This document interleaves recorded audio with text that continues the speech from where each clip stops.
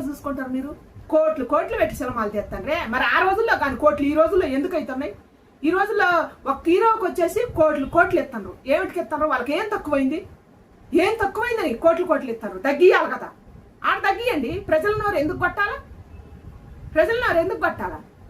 ప్రజలు కూడా జబ్బులు కాదు, ఫ్యాన్స్ పేరుతో పిచ్చితనంతో నా హీరో గొప్ప కావాలి, నా హీరో గొప్ప కావాలి. సినిమా బాగా ఆడపోయినా కూడా దేశపోయి అందరూ ఎక్కిస్తాను.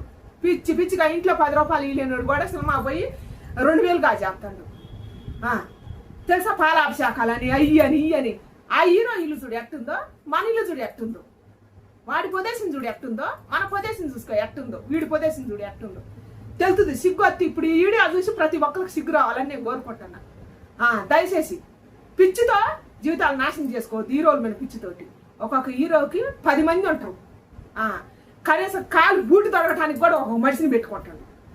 వాళ్ళంత లగ్జరీ బతుకు అనుభవిస్తున్నారు. వాళ్ళకేం కష్టాలు ఏమి లేవు. ప్రజల గురించి ఆలోచించట్లేదు కదా. వాళ్ళ గురించి వాళ్ళు కంఫర్ట్ చూసుకుంటారు. మరి మన గురించి మనం కూడా చూసుకోవాలి కదా. మనకి ఇంకెప్పుడు వద్ద సిగ్గు? ఎట్టాటి వాళ్ళని బట్టి తింగ మనకు సిగ్గు ఆనించొద్ది. మన కోసమే కదా పాపం ఐబొమ్మ రవి గారు పోరాడింది. ఆయన కోసం అందరు సపోర్ట్ చేయాలని నేను కోరుకుంటున్నాను. ఆయన కోసం అందరు ధర్నా చేయాలి. ధర్నా చేస్తేనే ఈ రేట్లు తగ్గుతాయి.